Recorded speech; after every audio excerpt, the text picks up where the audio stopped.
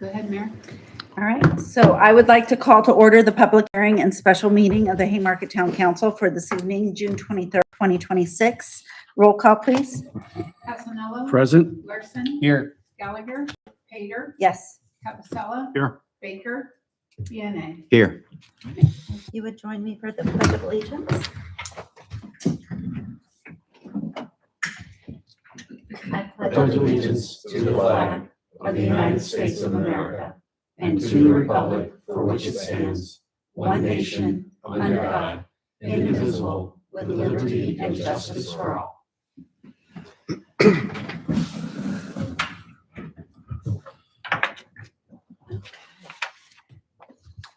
So the public hearing for this evening is on ordinance 2026-002, an ordinance on the regulations and use of e-scooters, e-bikes, and other electronic powered assisted bicycles. Kim, could you please read the public notice into record? Yes, ma'am. Notice is hereby given that the Town of Haymarket Town Council will hold a public hearing on Tuesday, January 23, 2026 at 7 p.m. or as soon thereafter as may be heard at the Haymarket Town Hall located at 15000 Washington Street, Suite 100, Haymarket, Virginia, to receive public comment on the proposed ordinance number 2026-002, an ordinance amending Chapter 46 of the Haymarket Town Code to provide regulations for the use of and rental of motorized skateboards or scooters, bicycles, or electric-powered assisted bicycles. A full copy of the proposed ordinance is available upon request or is available to review at the office of the town clerk located at 15000 Washington Street, Suite 100, Haymarket, Virginia, between the hours of 9 a.m. and 4 p.m. The public hearing will be held in a public facility accessible to persons with disabilities. Any person with questions on the accessibility of the facility or requesting a special accommodations for the disability may contact the town clerk. All right, so before receiving public comments, I would like our town attorney and chief to give us a brief presentation on the ordinance. Good afternoon, Mayor, members of council. We've looked at this ordinance quite a few times and we made several changes to it, all of which were substantive and I think helpful to help people understand what they can and can't do on these devices within the town. Most recently, though, what we did was we moved, I think, the most relevant section to the front of the ordinance. People had a hard time determining where and which one actually applied to the normal person who's using these types of devices. Outside of people who are leasing them or licensing them. So we moved section 46202 to the front so you can see very clearly that this ordinance applies to any and all users of these devices. Right. And it tells you what you can and can't do and what the requirements are in terms of not having headphones, wearing a helmet, being of a certain age, following traffic control devices and signs and whatnot.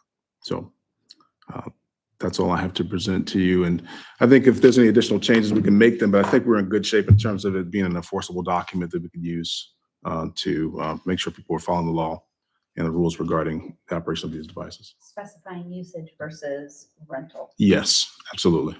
Okay. Chief, do you have anything added? Yes, ma'am. Just to add to it, I think, after the last hearing, there was a misconception that the town was attempting to ban e-bikes altogether, which obviously we're not. And when you read the document that Olan has prepared, it outlines that very clearly, that we're just trying to put in safeguards and parameters to make it safer for the rider, safer for pedestrians, and safer for the operators of motor vehicles in our town area. And having those safeguards in place and those restrictions in place regarding the age, wearing of helmets, where to drive and where not to drive is very important. And of course, we plan on, as this moves forward, to do an educational portion on that with Sergeant Finley, who's here tonight, obviously, and make sure that people understand that what we're trying to accomplish in this is not a banning thereof, but is to a protection of all those that's involved in putting good parameters on everything that's being done with the e-bikes. And then also it gives the officers the tools to address any issues if they are being misused in town limits. And to make sure that we have the so-called teeth that we need to correct those actions and make corrective actions to the riders, are the operators of those vehicles. And that would be all that I really had to have. I'd be glad to answer any questions, though. But that was just all I wanted to add. I appreciate the fact that we're already planning an educational aspect Mhm. to this ordinance. Anything new is going to take some education, right? Well, for sure, Sergeant Finley, obviously, this is kind of his bailiwick, and he has a really good following, and he does really good. He's already been doing the bike thing with regular bicycles, and, this is just going to be an add-on to it. And I think that, the person that we have involved with it, person we have assigned to it, and then the educational side, and when we create the videos and do some meetings with individuals, I think it'll be very beneficial to the public. But I think it'll be a good partnership, a marriage between the users and the enforcers, so to speak, and that it'll work very well together. And you'll see a better open lines of communications between all those operating those types of vehicles and us that's out here protecting and serving each day. And make it safe for everyone. Yes, ma'am. Yeah. Absolutely. Right. Are there any questions from council for I'll wait the till we have attorney the, or chief? well, I'll wait till we have the agenda We have to do a citizen comment. because we still have to hear from the public and Mhm. if we have any. I was just going to say, so I'll open the floor to public. I'm not seeing anyone. Do we have any emails? No, ma'am. Thank you. Okay. All right, so we'll now close the public hearing. And then that brings us to citizens' time on the agenda. This is the time to address the council on any subject other than the public hearing. I'm not seeing anyone. Are there any emails? No, ma'am. Okay. All right, so this brings us to the agenda items, which is the ordinance 2026-002 for the e-bike. Are there any questions, discussions, or edits for the attorney or chief from council? Well, since Dave is the lead on this. There's a new guy. Also the spearhead. So let's go Yeah, ahead. tip of the spear on this one.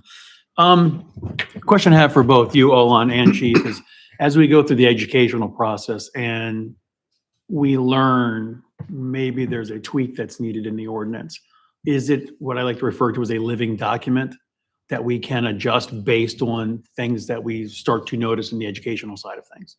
From my perspective, every ordinance is a living document. Everything could be changed. If we find a basis upon which to make an adjustment to the ordinance, we'd have to do another public hearing to revise it. Yeah. But I mean, if it's a sensible addition to the ordinance, it should be easy. It should go through pretty easily and be handled pretty quickly.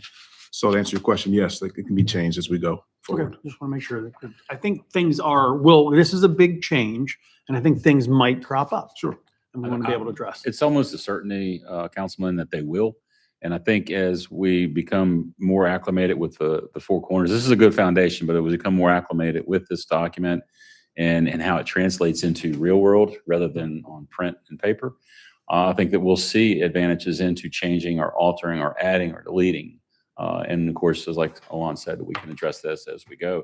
And of course, having that partnership between the end user and then us on the protection side, I think it'll give a good input to where, we can actually make some really good decisions and recommendations on any changes. And the county will probably do their own thing, and we'll need to adjust based on that as well. I think. The county has a working group that we're trying to get Sergeant Finley involved with currently.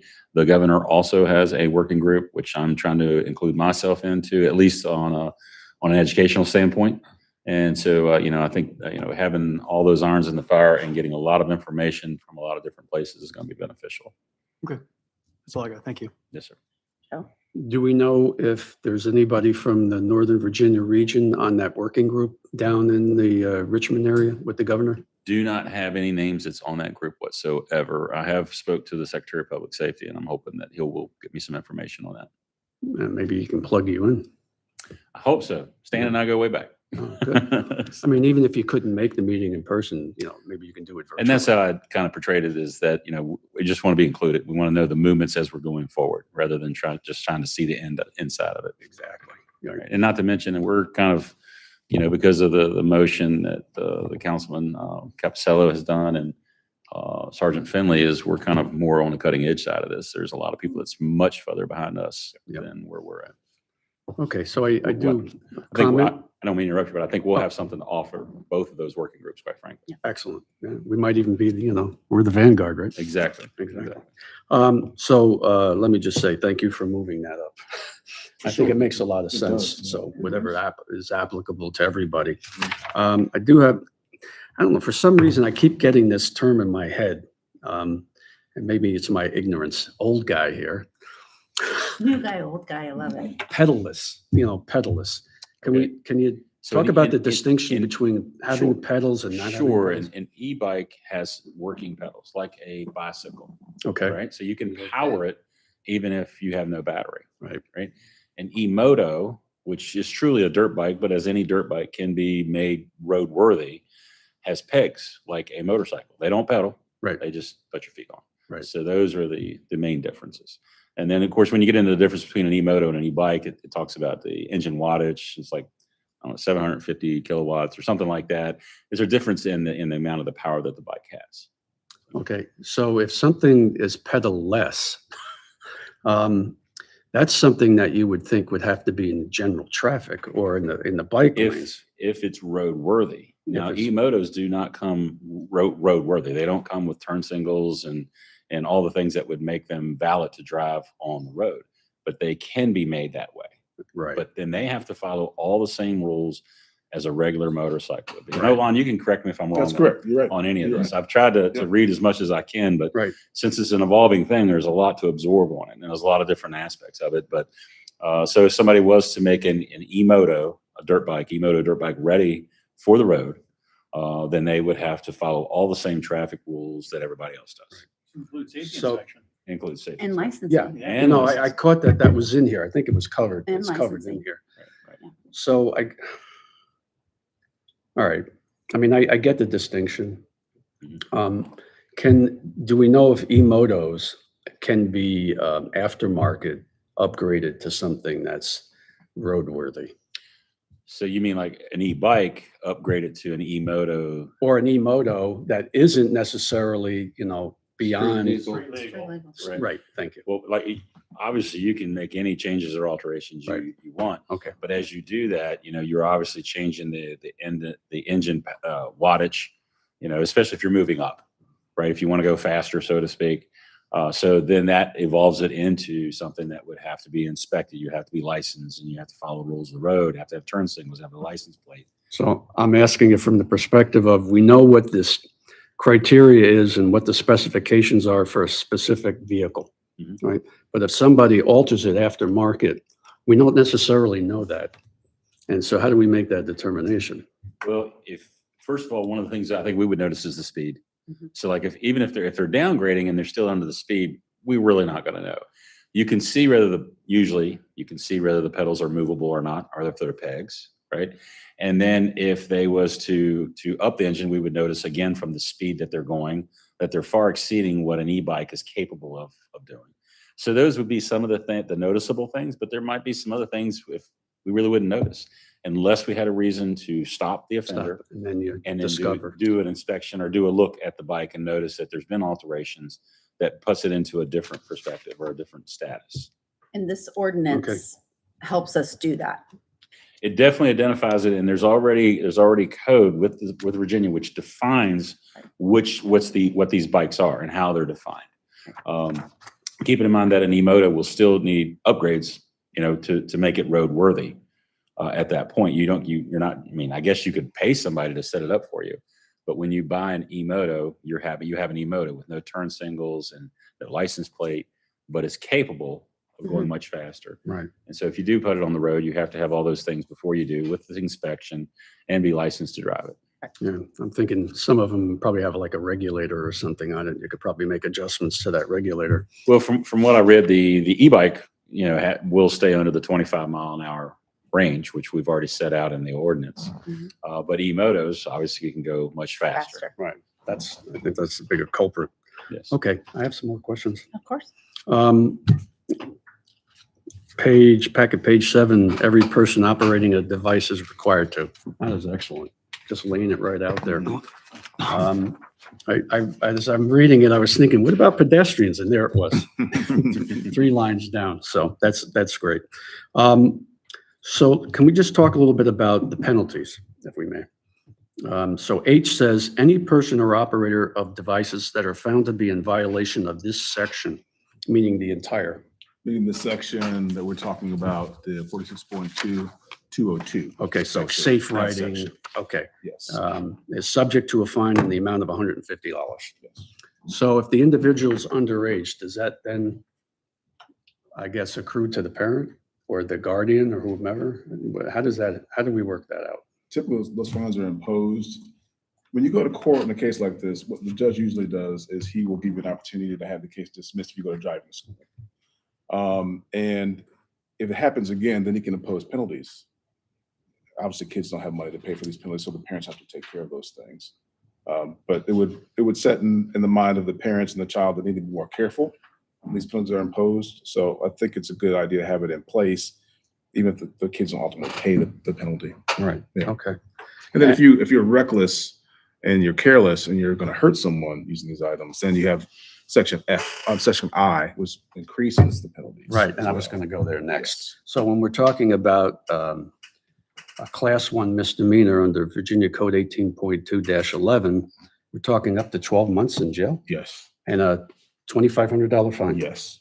That would be standard for any reckless driving, whether it's reckless driving by speed or say you're doing donuts in a parking lot, or you spin your tires leaving Fayette Street and you spin your tires.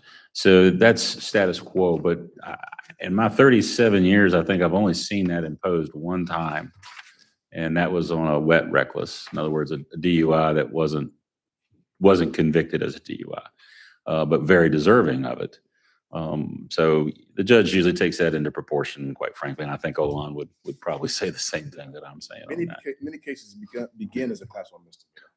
And the person comes in, they may do driving school, they may do community service, and they may agree to pay a higher fine for the concession of it being reduced to a lesser offense. That happens a lot in courts. Right. So, but this sends a message. Right, it You do certainly these does. things, you're going to be in major trouble. I think that's a good thing. Yeah, I concur. I just, I didn't realize it was that the punishable nature of it was pretty harsh. It is. Yeah. And okay. as a juvenile, the parents would have to show up in court Yes. with them. Therefore, the penalty would then be absorbed within the parental lesson or Absolutely. the court. Yes. Okay, page 9. Section 46.206, device operations for licensees. Under paragraph C, it says licensees must be aware of and plan for town, then comma, I'm not sure. Is there something missing there? For town, kind of just dies. Yeah, it does. So I'm not sure. Okay, I need to have a look at that one. Okay. Or continuation of explanation. Yeah, I'll fix this. Okay, thank you.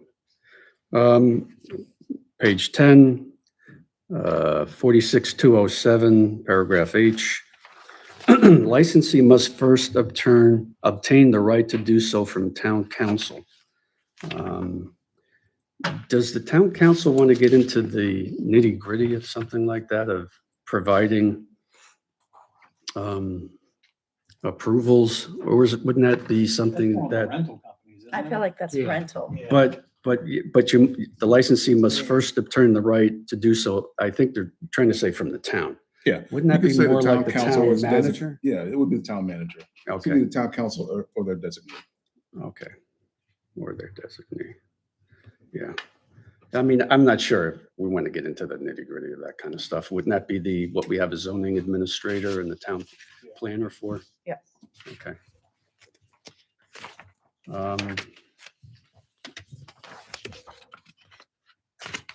So I think that's about it, except on page 11, I see this under customer service, which is good. 46.208, we talk about removal of devices within 2 hours. Does that provide enough time, do you think? I mean, I think the reason why we're saying 2 hours is because we want it moved quickly, from a safety perspective. But does that, I'll defer to council on that time period. I mean, I don't know if anybody else work does. downtown and I walk downtown every day. In And those DC? things are like pigeons. They're just littering the streets, laying everywhere. Okay, I think 2 hours within our town, which is what we're regulating, right? Yeah. So if you have a business that is utilizing this as a service, I think within our square mileage, Yes. I think 2 hours is plenty of time I to agree. allow them to pick up. Well said. okay. All right. I have no other questions. Thank you. Okay. Anybody else have questions, comments? Yeah. In terms of the part about no person shall use a device on any town sidewalk, this includes skateboards, motorized skateboards. So That's from correct. from a safety perspective, I don't know, how comfortable I am with, limiting them to roadways, considering, Well, there's not two- having designated, Right. I understand that. There's two Yeah. sides of it, but you also have the pedestrian that you I have to understand, concern yeah. yourself with. And, that's ultimately your call, Yeah. but who do you pick? Who do you decide Yeah. safety is more important? If everybody's operating in a decent manner and a safe manner, maybe not so bad, but at that point, the pedestrians are kind of at the mercy of what's coming at them on the Yeah. sidewalk. I know it's a tough one. It is. It's It is just a very tough From one. a safety perspective and in comparison to the e-bikes, what have you, the skateboard part is kind of, Hmm. I'd say deferring You to know, the yeah. fact that we pride ourselves on still maintaining walkability. Yeah. In regards to our town and the sidewalks, like the pedestrian has to be elevated and have Be that, able to that be right of safe. way. yeah. Yeah, but I agree. Like at the end of the day, how do we, like it's education, Right. making certain that everybody is courteous and is aware of safety. Correct. But I think maintaining the walkability of our town and providing that would be Hmm. the priority. How about non-motorized skateboards? Can they use them on sidewalks? I'm assuming they can, right? Right now, yeah, They can. they can, right?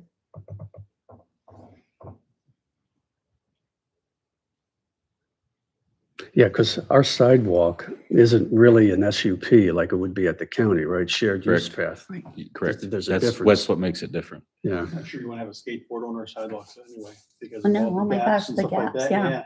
And the stamped concrete It's or not a the brick. smooth ride. Yeah. So, Yeah. But that hasn't been a problem for us. I certainly wouldn't want to see somebody in the bike lane on a skateboard for their own safety. Right. Based on this, Hmm. that's what we're doing. That's what we're forcing them to do, right? I don't know. On a motorized On a- one. The motorized. yeah, on a Motorized. Motorized They one. go On a pretty motorized fast. one. Yeah. If you've seen them around, they go Yeah. pretty fast. Yeah. They move. Yeah. So it's almost like an e-scooter. They zip. Yeah. Probably wouldn't want that on the sidewalk with pedestrians. I agree. Mhm. No. Yeah. That might be right. It's just that the safety perspective, not the safety of the operator of the Yeah. motorized skateboard, right? Yeah, it's not the greatest solution. It doesn't achieve safety for everybody. Right. But, we do pride ourselves on being a pedestrian-friendly town, and that keeps us pedestrian-friendly town. And if And you will we, have, I don't know, 300 to 1 on walkers to skateboard, so. Well, as of right now. True, but again, very it's true. it's a living document, right? Right. So as we are, evolving as a town and seeing things, also getting into that's like a hypersensitive, way too much to maintain, in my opinion. Yeah, if we- I know if we we might get see there. Councilman Passanello riding a skateboard though. With my bandana. With your From bandana. a No liability hot helmet. perspective, we are forcing people to, what we're forcing them to do in terms of only leveraging. So if, God forbid, someone gets into an accident, right? Is there anything, can they, this, Well, I'll say people can try to do anything. okay, I think the intention behind this is just safety. And you've got people traveling at pretty high rates of speed on the scooters and skateboards that are electric and the bicycles that are electric. So, I think if you listen to the legislative record, which is this conversation, you can see the intention is just to have safety for people who are on the sidewalks, to make sure people who are going high rates of speed don't run into them. Right. So I don't think we have, while there may be a lawsuit filed, I don't think they would be successful. I don't think we are reliable for what we're doing here. I think we're being responsible because how we're addressing this very sensitive issue and trying to protect the safety of the citizens. I think the education is going to be important. Mm, Like, we talked about that at the last meeting, especially for the younger ones. Truth. But even some of us older folks could use a little education too. Because I'm thinking about in general traffic, bikes. I mean, they're supposed to follow the rules of the road, right? With signals and what have you. So Hand signals. I learned them. hand signals, all of that. So, but how many people actually do that? Yeah. So. I learned hand signals too, but it was up in New Jersey. It might have been different. I don't think your hands. I don't think they're in the DMV legislation book. It's a little different up there. I'm not certain I want to be on the receiving end of any of those hand signals. Thank you. It got the point across. People knew where you were going. Are you thinking about the supervisor and So loud encounter? so my follow-up question would be with Councilperson Passanello's note on page 11, I believe 9, I'm sorry, in 46-206, section C. Yes. With a continued explanation, is that because we could, if we wanted to move forward with approving the ordinance, do we need to wait for that? Because our next available time to pass this would be July 20th. Yeah, that's right. I think I can make that change before our next date. Okay, and does it trigger another public No, hearing or anything like will that? not. It's just ending the sentence, That's right. correct? Yes, ma'am. Okay. That's right. And then with that, can you give me an idea of what that continued explanation might be? Sure. I'm just going to make this sentence make sense. Okay. Because right now it doesn't. So it's going to be very plain. Okay, so licensees must be aware of and plan to provide additional staffing, rider education. I think that's what it's saying. Okay. Plan to provide. Okay. Yeah. So with that and with the other discussion, are there any other questions, statements? All right. So are we wanting to take action on the ordinance this evening? Mayor, there's one additional change Sure. too. And maybe we want to talk some more about this one, but it's on page 10, subsection H. Yes. Did you want to include Or obtain the right designee? to do so from town council or designee? Or do you want to just make it designee? Or town manager? Town, I think designee. okay, I agree. okay. Will do. Yeah. Thank you, Mayor. Just town. No. Are we all in agreement that's on fine. designee? Yeah, Okay. because that could be any number of people. Okay, so those would be the two changes that we're going to make in regards to that, not triggering another public hearing. With that being said, does anybody want to make a motion to adopt the ordinance? In other I words, think it says should new guy want to make I a, think it should be. The new guy who spearheaded this. I think there's a big whereas section in there. Yeah, there for is the a big motion. whereas, Oh. yeah. Oh. There we go. Just one. It's We wanna- this page, You get to read page 4, page 4. page 4. Where's the motion? Or you can just do the Do the motion motion on page on 3. page 3. I Yeah. like that better. With, Councilmember Casanello, you'll need to add with the changes, with the two changes discussed in the ordinance into that motion. Correct. Okay, hold on a second. okay, so that would be, do we need to reference which section or just the two changes? Probably should Yeah. reference section Section. 46.2, sorry, 46-207, subset H. And then,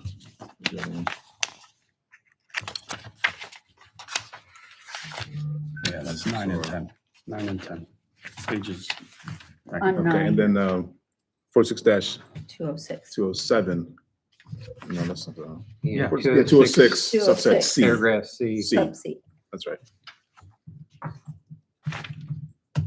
46206 subsection C, 46207 subsection H. Right.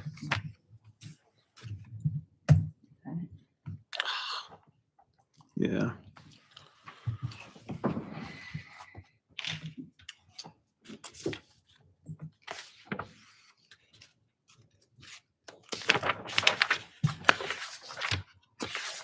All right, I think I'm good. Okay. If I'm not, let me know, Owen. I move that the Haymarket Town Council adopt ordinance 2026-002, an ordinance amending Chapter 46 of the Town of Haymarket ordinances to provide regulations for the use and rentals of motorized skateboards or scooters, bicycles, or electric-powered vehicles with changes to the following sections: 46207 subset H, 46206 subset C. I have a motion. Do I have a second? Second. Thank you. All right, Kim, can you open the voting for us, please? I'm gonna have to do a verbal. How about if I just do roll call? There you go. Okay. There you Thank go. you. I'm locked out. Aye. Person, Aye. Gallagher, Aye. Capsella, Aye. DNA. Aye. Thank you, Kim. Thank All you. right, thank you very much. All right. I look forward to a very safe summer. Yes. So there we go. Absolutely.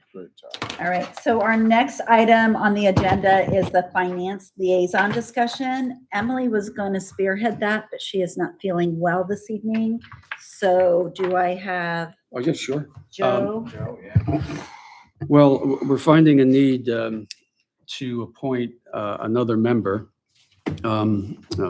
because Alexander's got some other responsibilities that he has to deal with and can no longer consistently attend. So I would like to suggest that we appoint Dave Capicella as a finance liaison. And my reasons are twofold. Essentially, as a transition period, because we know in January, we're going to have a new council, and this would give Dave an opportunity, since he is running, hopefully to continue in that position. And I have some other responsibilities that I'm going to be dealing with. So I will continue to do that for the rest of this year, but I'm not sure I would be available next year. So that's my logic behind that. Any questions, comments, feedback on the suggestion?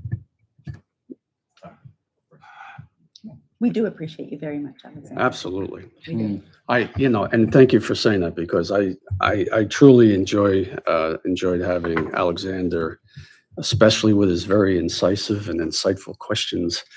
Very, very sharp and kind of elevated our game. So I thank you very much for your time and efforts, but you'll continue, I'm sure. Yeah, as long as you're in that position here in town council to raise and elevate our discussion. Well, I've even admitted that sitting with you has changed the way I look at things. So I appreciate it very much. Yes. And Dave, Dave, are you open to the recommendation? yeah, I'm Yes, assuming policy. Yeah, I'm absolutely open to it. I think, Stepping down. I've asked you on more than one occasion, as I learned this role, take me under your wing, help me grow and learn into the role. And this is another opportunity for that. So let me ask the clerk a question. Do we have to do a replacement? How would we do the motion? Alexander would step down as the liaison. He would basically, give us a written or provide a statement stating that he can actually do it now, verbally saying I can no longer serve as the finance liaison and stepping down effective today. And then you would turn around and make the motion to nominate somebody to replace him. Okay. And I will say personally, being on, as a former finance liaison, being on that committee is very insightful and educational. So I'm excited. So, Okay, so based on that, Kim. So you are Mayor. going to make a statement that you can no longer serve on the finance Okay. liaison and you're stepping down on that position effective today. So Mayor, Town Council, I can no longer serve as the finance liaison. So effective today, I am resigning my finance liaison position. Thank you for your Okay. service, sir. Thank you. So Mayor, on that note, if I could request an addition to the agenda Yes. to put on a motion to appoint a new liaison. Yes. No objection. Do I need a second? Do I need two council members to adjust? That's fine. You did, you made the suggestion and he. No objection. Okay. No No objection. objection. Mayor, I'd like to, Only this month as of July, you can't do that anymore. right. Mayor, I'd like to make a motion. So we'll move this right along. Mayor, I'd like to make a motion to appoint Dave Capicella as finance liaison effective immediately. All right, I've got a motion. Do I have a second? Second. Kim, is this all in favor? Roll call. Roll Or call. roll Roll call. Any other nominations? Any other nominations? I think we got to do roll call of a yay, nay, and if drop down, then we go for another Yep. nomination. Passanella, Aye. Larson, Aye. Gallagher. Aye.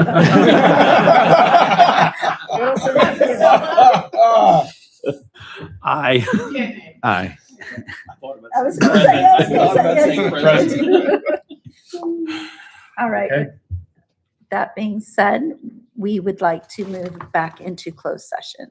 Sure. Madam Mayor, I move that the Haymarket Town Council go into closed session pursuant to Virginia Code 2.2-3711A1 for a personnel matter involving the assignment, appointment, promotion, performance, demotion, salaries, disciplining, or resignation of specific public officers, appointees, or employees of the town, specifically dealing with the employee compensation study. All right, I have a motion. Is there a second? So moved. All right. All in favor? Aye. Aye.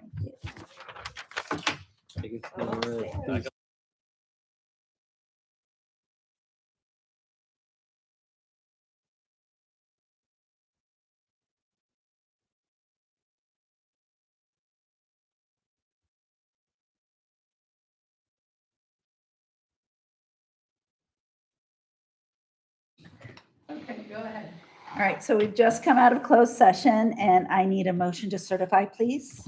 I move that the council certify that in the closed session just concluded, nothing was discussed except the matter or matters, one, specifically identified in the motion to convene in closed session, and two, lawfully permitted to be discussed in a closed session under the provisions of the Virginia Freedom of Information Act as cited in that motion. So moved. All right, so I have a motion and a second. Roll call, please. Passanella, Aye. Larson, Aye. Gallagher, Aye. Hager, Yes. Capicella, Aye. Yanni. Aye. I get so excited when my name's called and I get to say something. All right, so coming out of a closed session, is there a motion? I move to adjourn.